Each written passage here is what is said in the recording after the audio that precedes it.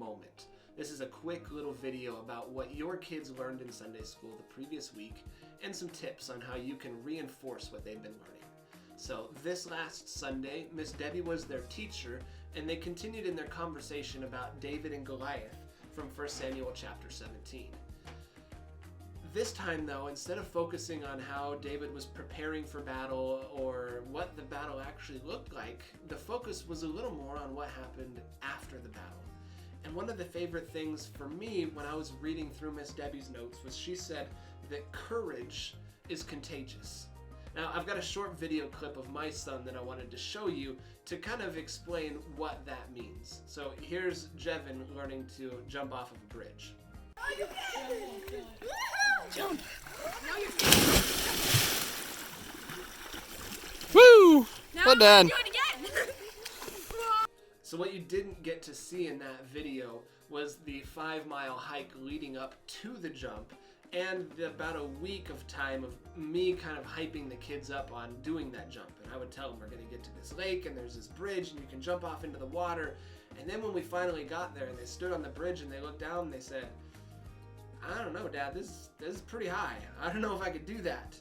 And so I stood on the edge and I jumped off into the water, I think a couple of times before they were willing to. But my courage became contagious, and eventually Jevin built up the courage and he hung onto the edge and he jumped himself and he popped his head up out of the water and he was smiling and he was excited because he had done what he came there to do.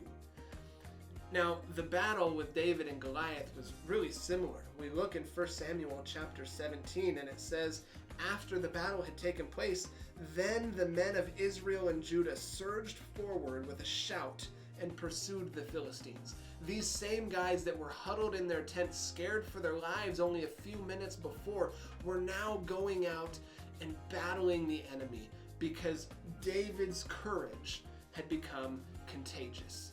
So, what do you think you can do as a parent this week to help your kids build some courage in their faith? Could you share some stories about when you were scared and God had called you to do something and he came through for you?